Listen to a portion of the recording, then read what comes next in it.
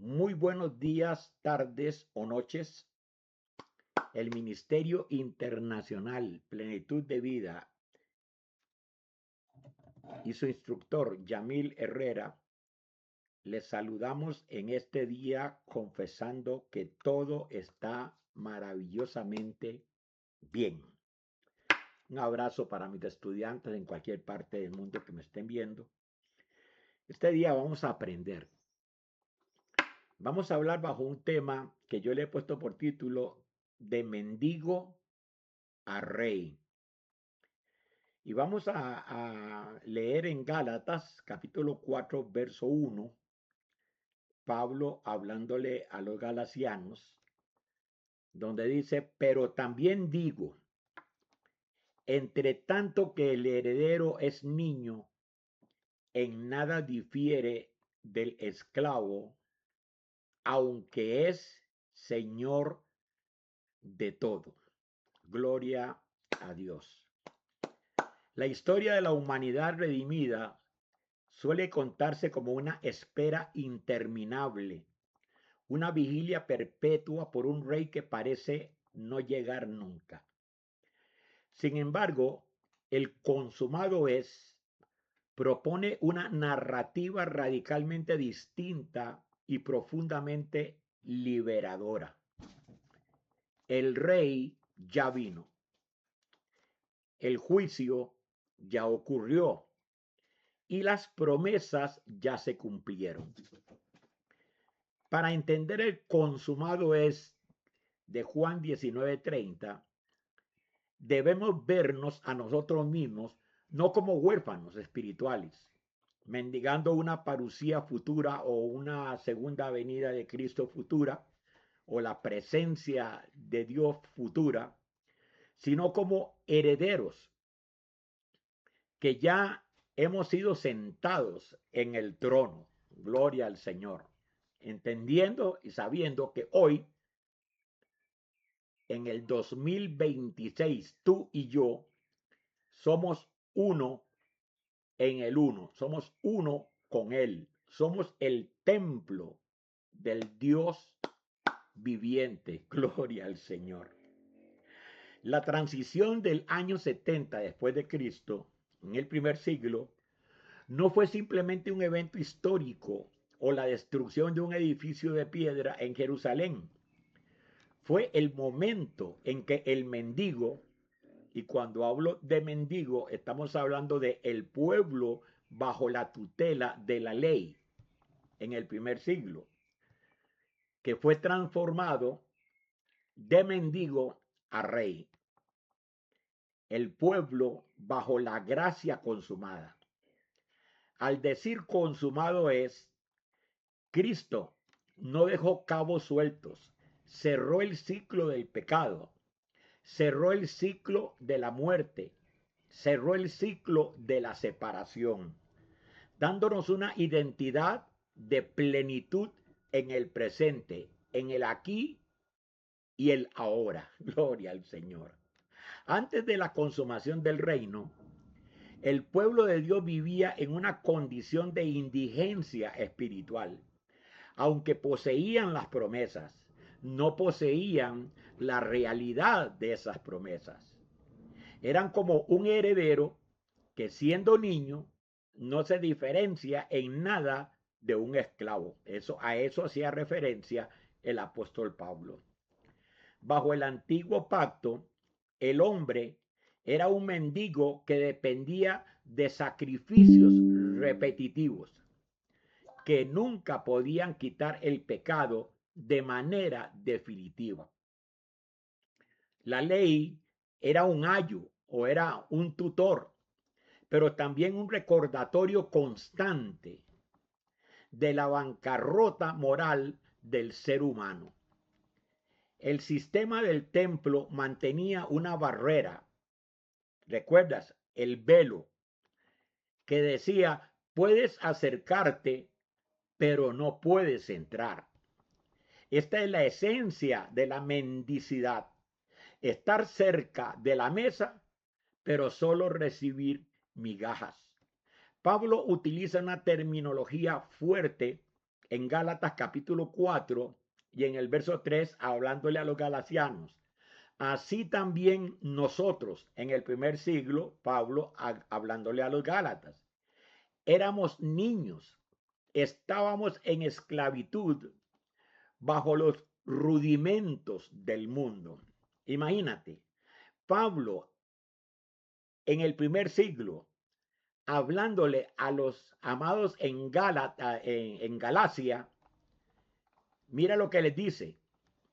Así también nosotros, hablando Pablo, que Pablo se incluía porque era en ese tiempo, era para ellos.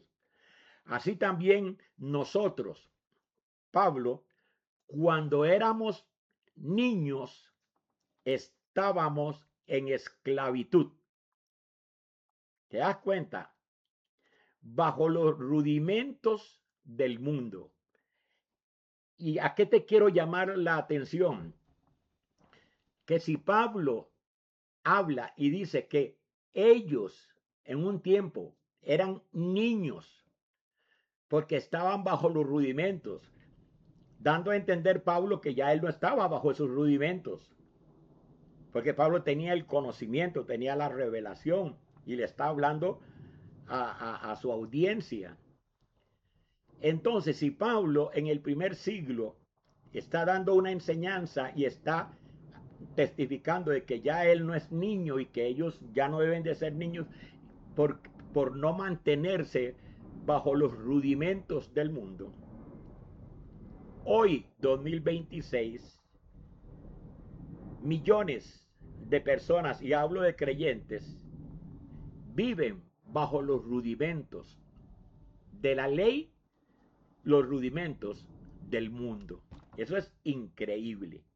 Imagínate, 2000 años después de que Pablo expresa eso allá, y todavía hoy, y usted va y le habla a las personas que dejen, como dice Hebreos capítulo 6, verso 1, dejando ya, como exhortaba a los amados en el primer siglo, a dejar los rudimentos. Y entonces la gente dice que son falsas doctrinas, que estamos equivocados, que estamos errados. Imagínate. Tremendo. Pero bueno, nosotros continuamos y poco a poco se están abriendo las mentes y muchas personas a nivel mundial están recibiendo y entendiendo el mensaje para que vayan dejando los rudimentos, las primeras enseñanzas de la doctrina de Cristo y para poder seguir adelante, para salir de, como dice Pablo, de la niñería espiritual. Entonces, estos rudimentos, que en el griego se dice stoicheia, se refieren a los elementos básicos y pobres de la religión legalista. Y tú escuchas todavía montones de personas, líderes, llamando al pueblo a que hay que volver a la senda antigua. Solo imagínate. A la ley. Ya están ahí. O sea, vivir esperando un cumplimiento que ya ocurrió es en esencia elegir permanecer en esos rudimentos pobres en lugar de tomar la corona del reino. En el periodo de transición entre la cruz y el año 70, 40 años, una generación, la iglesia primitiva vivía un ya, pero todavía no. ¿Te das cuenta? Porque en la cruz Jesús cumplió todo legalmente. ¿Ven? Ese es el ya. Pero el todavía no es porque tenía que venir en su segunda venida, ya no con relación al pecado, sino para llevar a cabo el juicio y que todo lo que fue legal en la cruz se cumpliera y se llevara el juicio judicial para que se hiciera efectivo en el año 70 después de Cristo. Voy a tratar de explicarle lo más suave, despacio posible para que nos podamos comprender. O sea, eran reyes en potencia, pero aún sujetos a la persecución del sistema judío apóstata. Su gemido no era por el fin del planeta Tierra, sino por la redención del cuerpo, el cuerpo místico de Israel, que necesitaba ser liberado de las vestiduras de muerte del primer pacto para revestirse de la inmortalidad del segundo pacto. La gracia. En Gálatas capítulo 4 y en el verso 9, el apóstol Pablo, hablándole a los Gálatas, les dice: pero ahora, conociendo a Dios, o más bien siendo conocidos por Dios, ¿cómo es que os volvéis de nuevo a los débiles y pobres rudimentos a los cuales os queréis volver a esclavizar? ¿Te das cuenta? Esa era la guerra de los apóstoles, esa era la guerra de Pablo, esa era la guerra de Timoteo, esa era la guerra de todos estos amados, de que el pueblo judío que había creído por gracia no retrocedieran nuevamente a la ley, a los rudimentos. Esa era la lucha, que no volvieran para atrás. Pablo les decía que el que retrocedía para atrás, los que se desligaban, ¿te das cuenta? Caían de la gracia, se desligaban de Cristo.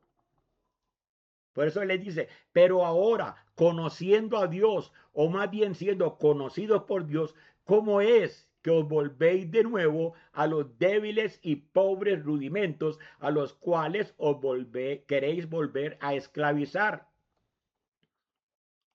Es increíble cómo la gente, Dios le está ofreciendo una gracia salvadora, les está ofreciendo algo maravilloso. Y la gente quería regresar a lo mismo, al yugo. Bueno, imagínate que te estoy hablando hace 2000 años y hoy es lo mismo. La transición de mendigo a rey no fue un accidente histórico, sino un evento anunciado con precisión quirúrgica por nuestro Señor Jesucristo. El reino no fue postergado por la incredulidad judía, fue establecido en el tiempo exacto que Dios determinó. Eso no atrasó a Dios de establecer el reino. Desde el inicio de su ministerio, el mensaje fue, en Marcos capítulo 1, verso 15, lo puede leer: el tiempo se ha cumplido y el reino de Dios se ha acercado. ¿Ves? No se trataba de una cercanía espiritual vaga, sino de un evento cronológico. Jesús no estaba invitando a los hombres a esperar 2000 años o 3000 años, sino a prepararse para una transformación inminente de la estructura espiritual del mundo. Un nuevo orden. El consumado descansa sobre la honestidad de Jesús. En el discurso del Monte de los Olivos, él estableció un límite temporal infranqueable.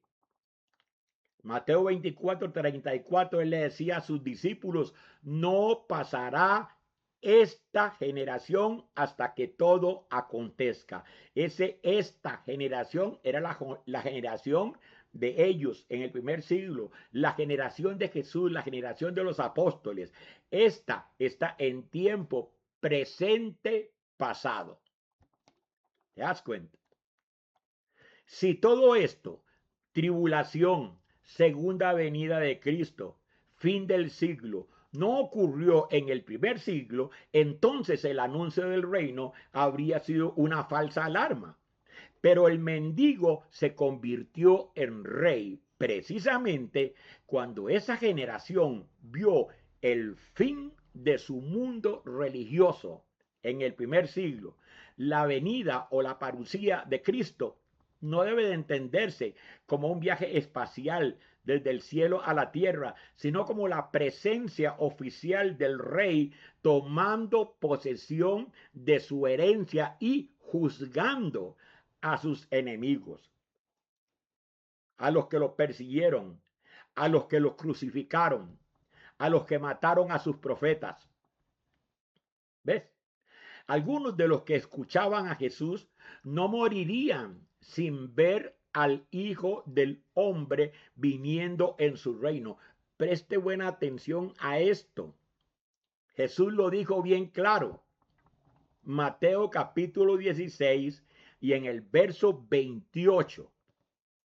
Jesús dijo, de cierto os digo, él hablándole a sus discípulos en una reunión, así como estamos tú y yo en una reunión, les dice, de cierto os digo que hay algunos de los que están aquí, oído, hablando de algunos de los que estaban ahí en la reunión con él. No estaba hablando de algunos en el año 2000 o en el año 3000 o en el año 4000. No, no, no, no, no, no, no. Él estaba hablándole así, así de frente. Hay algunos de los que están aquí. O sea, es que esto es tan claro. Eso es lo que a mí me mantiene firme en el consumado es. Porque es algo tan claro. De cierto os digo que hay algunos de los que están aquí, a no ser que cuando Jesús dijo de los que están aquí, ya ahí estaba hablando de 2000 años o 3000 años después. O sea, será que es un idioma que yo no entiendo. Pero en lo que yo entiendo, él estaba hablando de los que estaban escuchándolo ahí, a él, en el momento. ¿Qué decía Jesús? Que no gustarán la muerte, que no morirán. ¿Te das cuenta de lo que está diciendo Jesús? Que no morirán hasta que hayan visto de los que estaban en la reunión con él. Jesús dijo, hay algunos que están aquí que no van a morir hasta que vean, porque si la segunda venida de Cristo, entonces, no se cumplió como él lo dijo en el primer siglo, en el 70, entonces Jesús mintió, engañó a sus discípulos, engañó a su audiencia, porque él dijo que algunos de los que estaban ahí lo iban a ver a él viniendo, lo iban a ver, a no ser que algunos de los que estaban en esa reunión ese día que Jesús estaba hablando estén por ahí todavía, vivan hoy y estén por ahí ya con 2000 años y resto encima, esperando que Cristo venga. Digo yo, no sé, yo le dejo a usted la tarea, piense usted, porque para mí, yo entiendo que muchos de los que estaban ahí estuvieron en la segunda venida cuando él vino, cuando se dio la redención de Israel en el año 70. ¿Te das cuenta? Lo repito, de cierto os digo que hay algunos de los que están aquí. Si Jesús hubiese dicho, de cierto os digo que en el año 2026, en el año 3000, de los que estén leyendo esto, ¿ve? Pero es que él no dice eso. Él no está hablando en tiempo lejano. Él está hablando en un tiempo corto. no gustarán la muerte hasta que hayan visto, y todavía lo dice, hasta que hayan visto al Hijo del Hombre viniendo en su reino. Eso es lo que a mí me da la certeza y la seguridad de que estoy en la verdad. Porque no le encuentro otra forma de entender ese verso. Ahora, si hay alguien que me está escuchando este mensaje que yo estoy haciendo, tiene otra revelación que me pueda convencer a mí, escríbamelo ahí en los comentarios. Y de pronto yo estoy equivocado. Pero me lo tiene que probar. No en suposiciones. Me lo tiene que probar. Capítulo, verso, texto y contexto histórico, contexto cultural y contexto arqueológico y hasta astronómico. Porque yo a esto no le encuentro otra explicación. Yo lo entiendo. Eso hasta un niño, nada más, si sabe leer y quiere entender, eso lo entiende hasta un niño. Entonces, para que el mendigo herede el palacio, la choza vieja debe de ser demolida. O sea, cuando hablo de la choza vieja, estoy hablando del templo en el año 70 después de Cristo, que representa el acto de divorcio legal entre Dios y la Jerusalén terrenal apóstata. ¿Te das cuenta? Como el divorcio, instructor. Claro, porque Dios se casó legalmente con Israel allá en el monte del Sinaí, cuando hizo pacto con Israel en cuanto a la ley. Y él, para poder casarse nuevamente, él tenía que divorciarse judicialmente para poder casarse con nosotros,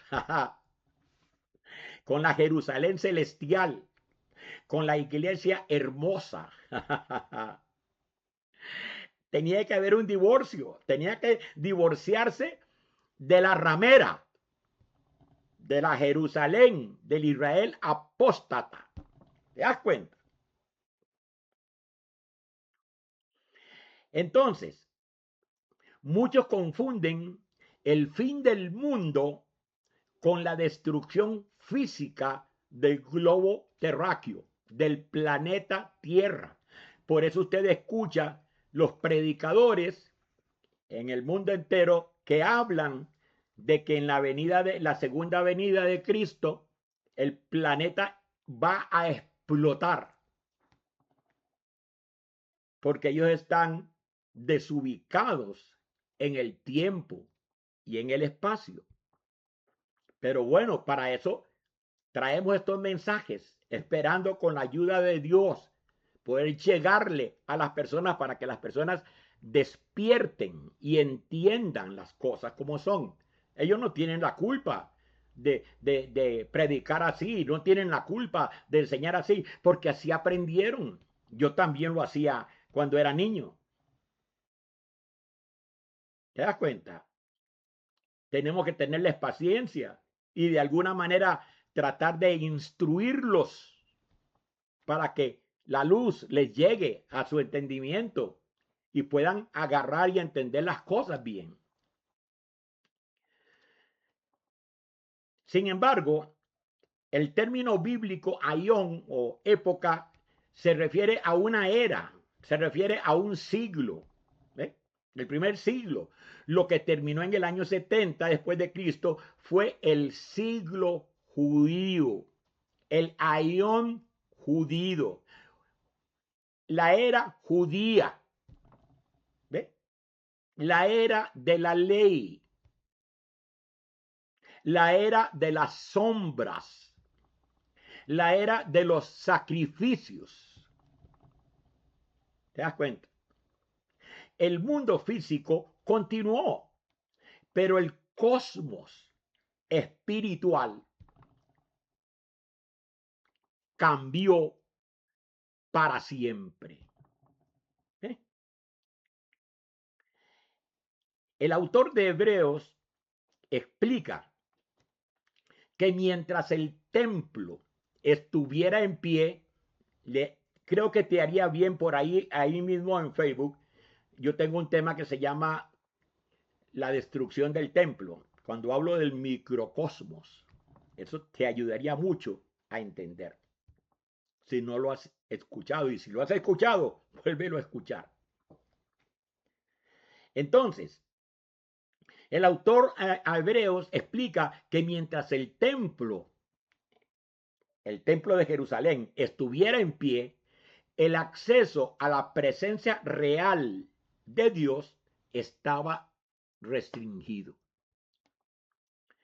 La destrucción de los muros de Jerusalén fue la liberación definitiva para los creyentes. Ya no tenían que mirar hacia un edificio terrenal, sino hacia la Sión celestial. Fue el momento en que el pueblo de Dios dejó de ser. Jesús ilustró esto en la parábola de los labradores malvados. El dueño de la viña vendría y destruiría a esos labradores del liderazgo judío del primer siglo y daría la viña a otros. El año 70 después de Cristo fue la ejecución de esa sentencia judicial, eliminando la vieja identidad de mendicidad para dar paso a la nueva realeza. En Hebreos, el escritor a los Hebreos en el capítulo 9 y en el verso 8 dice: dando el Espíritu Santo a entender que aún no se había manifestado el camino al lugar santísimo, entre tanto que la primera parte del tabernáculo estuviese en pie. ¿Ves? Entonces, la mayor parte o la mayor barrera para que el mendigo acepte su corona es la mala interpretación de la resurrección. La resurrección no es biológica, sino corporativa y espiritual. Ya he explicado que espiritual porque Adán como murió fue espiritualmente, entonces la resurrección tenía que ser espiritual. ¿Te das cuenta? Nada de cuerpos de esqueletos y cosas levantándose de los cementerios. Nada de eso. La muerte que entró por Adán no fue la muerte física. Porque después de que Adán vivió y pecó, murió a los 930 años. ¿Te das cuenta? Vivió siglos, imagínate, después de pecar. Entonces, la separación de la presencia de Dios significó el pecado de Adán. Él quedó separado. Separado. Él perdió la comunión, perdió la relación con Dios. Por lo tanto, la resurrección es el proceso de ser levantados de esa muerte. ¿De cuál muerte? De la muerte espiritual. Ese proceso culminó en el año 70 después de Cristo, cuando el cuerpo místico de Israel fue transformado del cuerpo de muerte, la ley, al cuerpo de vida, el espíritu. Pablo describe la resurrección como algo que sucedería en la postrera trompeta. En el contexto bíblico, las trompetas señalaban el juicio y la caída de ciudades. Con la caída de Jerusalén, el aguijón de la muerte, que es la ley, según la primera carta a los Corintios, capítulo 15, verso 56, perdió su poder para siempre. El mendigo ya no muere bajo la condena. El rey vive eternamente en la presencia de Dios.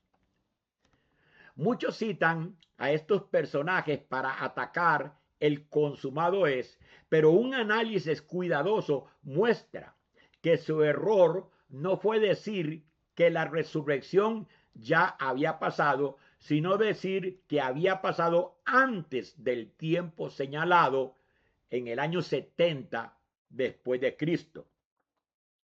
No sé si tienes memoria y si escuchaste el mensaje sobre Himeneo y Fileto. Te lo recomiendo. Lo cual destruía la fe de quienes aún esperaban el juicio final sobre el sistema del templo. Timoteo, en su segunda carta, en el capítulo 2, versos 17 y 18, escribe: y su palabra carcomerá como gangrena, de las cuales son Himeneo y Fileto, que se desviaron de la verdad, diciendo que la resurrección ya se efectuó en la fe de algunos. Ahí está. Si el reino ya fue consumado, entonces nuestra posición hoy no es de espera, sino de ejercicio de autoridad, de ejercitar la autoridad que ya tenemos, la autoridad que ya heredamos. El mendigo ha dejado los harapos y ahora viste de lino fino. Por eso en Apocalipsis capítulo 21 y capítulo 21 y capítulo 22 no describen un cielo lejano, sino la naturaleza de la iglesia hoy. Somos la ciudad santa que tiene las puertas abiertas para las naciones. No esperamos a que la ciudad baje en el futuro, sino que vivimos en ella desde que el sistema de la vieja ciudad fue removido. Como reyes en el reino de Dios, nuestra función es manifestar la justicia, es manifestar la paz, es manifestar el gozo del Espíritu en este planeta Tierra.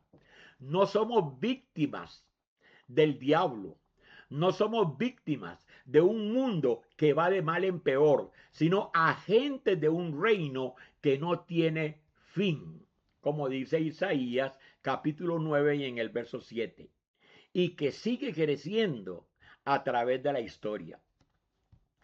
La promesa final de la Biblia es que Dios habitaría con su pueblo. Hoy somos el templo del Dios viviente.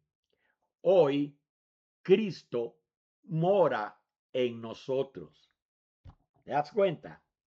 Somos el tercer templo de Dios. ¿Te das cuenta? Entonces, Dios no habita en templos hechos por manos de hombre, que es lo que predica el futurismo cuando habla de que están ellos esperando que cuando Cristo venga en algún tiempo, en alguna época, va a bajar y a descender en Israel, y antes tienen que construirle el tercer templo de madera o de cemento, no sé yo de qué. Y entonces Cristo vendrá a ese templo que se le va a construir, de lo cual están recogiendo dinero de todo el mundo para que eso se lleve a cabo. Y él vendrá y entonces va a gobernar el mundo desde ese templo. ¿Te das cuenta? Ya el tercer templo fue construido. El tercer templo eres tú y soy yo. Porque Dios no habita, ¿ve?, en templos hechos por manos de hombres. Gloria al Señor. Entonces escuchamos a los amados, escuchamos a los líderes gritando: Cristo viene, Cristo viene. Yo nunca diría que Cristo viene, porque ya Él vino y mora en mí. Yo soy su templo. y tú eres el templo de Dios. Y ya Cristo vino y está dentro de ti. Entonces, la promesa final de la Biblia es que Dios habitaría en su pueblo. Esta es nuestra realidad diaria. Esta es nuestra realidad hoy. Somos uno en el uno. Somos uno con Él. No hay separación. No hay manera de que yo me pueda separar de Él, ni de que Él se pueda separar de mí, porque somos una misma esencia en espíritu. Somos una misma sustancia. ¿Te das cuenta? ¿No crees que eso es maravilloso entenderlo? No hay velo que me separe de Él. No hay nada que me separe. No hay nada que me pueda separar de Él. Ni la muerte. Pablo lo sabía. Pablo lo entendía bien claro. Por eso Pablo decía, para mí, el vivir es Cristo y el morir es ganancia. Imagínate, Pablo sabía que él era uno con Él. Por eso él decía que ni lo alto ni lo bajo, ni la angustia, nada nos podrá separar del amor en Cristo Jesús. ¿Te das cuenta? Eso es maravilloso poder entenderlo. Eso es lo que te permite a ti poder entrar en el reposo del Señor. Eso mata y quita cualquier angustia. ¿Tú crees que yo vivo angustiado pensando en algo? Pensando en que un diablo, que un demonio, o pensando en que Cristo viene hoy y me voy a quedar, o pensando en que si me muero hoy, ¿para dónde voy? ¿Tú crees que yo? No, yo duermo feliz, yo vivo feliz, yo me mantengo feliz. Y eso es lo que yo quiero, que tú vivas feliz. Eso es lo que yo quiero instruir en tu mente, que tú lo entiendas, para que tú vivas feliz y no vivas angustiado, asustado, lleno de temor, sino que entres en el reposo del Señor. Porque una persona que no guarda reposo, que no tiene reposo, es una persona que vive enferma. ¿Te das cuenta? Una persona que vive angustiada es una persona que vive enferma. Es una persona que vive frustrada. Pero ¿quién puede vivir feliz pensando que hay un diablo que lo está viendo? ¿Quién puede vivir feliz sabiendo o pensando que oró 4 horas, pero todavía no cumplió la cuota? Falta más.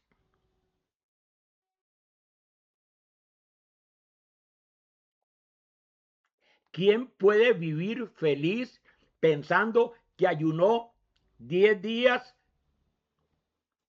pero no eran 10, tenía que ayunar 15? Y si ayuna 15, la carne le dice, no, tenías que ayunar 20. ¿Te das cuenta? Instructor, ¿y cómo usted sabe esas cosas? Porque yo lo viví. Yo lo viví. ¿Quién puede vivir feliz pensando y su carne acusándolo de que se levantó a las 4 de la mañana a orar, pero la carne le dice, vago, tenías que levantarte a las 2 y tienes que entrar a trabajar a las 5 de la mañana? Por favor. ¿Quién puede vivir feliz? ¿Quién puede estar en un reposo así? ¿Quién puede estar en el reposo del Señor en paz? Con el miedo de que se come algo y ya le entraron los demonios.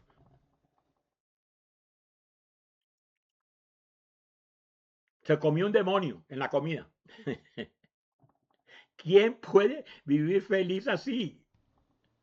¿Quién puede reposar, estar en el reposo del Señor, pensando que si va a cualquier parte por la calle o a algún lado, llega a una casa o lo que sea, de pronto se le pueden meter los demonios? ¿Quién puede vivir feliz? ¿Quién puede vivir en paz? ¿Quién puede estar en el reposo del Señor así?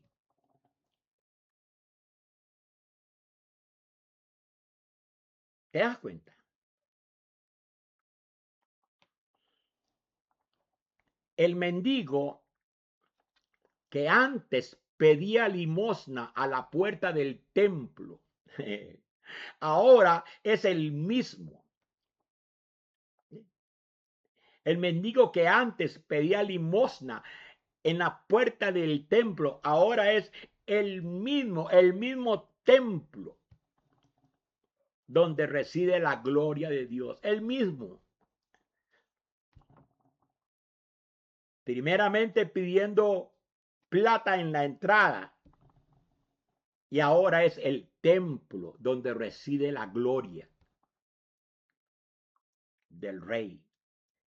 En Apocalipsis capítulo 21 y verso 3 dice, y oí una gran voz del cielo que decía, he aquí el tabernáculo de Dios con los hombres, y él morará con ellos. Y ellos, hablando de ti y hablando de mí, y ellos serán su pueblo. ¿Te das cuenta? Y Dios mismo estará con ellos como su Dios. Gloria al Señor. Estas son buenas noticias. El consumado es el despertador de la historia. El consumado es nos dice que el drama de la redención no es una película a medio terminar, sino una obra maestra completa, principio y fin. Seguir esperando una segunda venida física es, en términos espirituales, rechazar la corona que Cristo ya nos entregó en su victoria sobre el pecado, sobre la muerte en el siglo primero. Gloria al Señor. El mendigo ha sido invitado al banquete. El templo de piedra ha caído, fue derribado, fue destruido. El templo de piedra ha caído y el reino de los cielos se ha establecido firmemente. ¿Cuál es nuestra tarea? Nuestra tarea hoy es vigilar que nosotros representemos a ese Rey de gloria, que nosotros expandamos el reino que nos ha sido entregado. Ya no es vigilar el cielo, buscando nubes, a ver si Cristo aparece por algún lado. No, sino gobernar en la tierra, reflejando la luz de un rey que ya vino, que ya regresó y que está dentro de nosotros y que el mundo debe de verlo en nuestra conducta, en nuestro proceder, en nuestro trato con nuestro semejante, viviendo en el amor incondicional que es la ley de este reino. Gloria al Señor. Maravilloso es el Señor. ¿Te das cuenta? Vivir a la luz de un rey que ya no solamente regresó, sino que ya juzgó y que ya reina por los siglos de los siglos. El tetelestai, o sea, el consumado es lo que nos da esa garantía. Es la plataforma sólida, firme, que nos da la certeza y la seguridad de un reino inconmovible, que todo ya fue consumado. Gloria al Señor. En este día, yo te declaro como Dios te ve. Santo, completo, perfecto y reinando en plenitud de vida. Declaro lo mejor para ti. Toma este video y compártelo. Hay tantas personas que necesitan escucharlo. Tú no tienes idea de lo que puede suceder con un video de estos. Una persona que entienda es un éxito. Aquí no caminamos por números.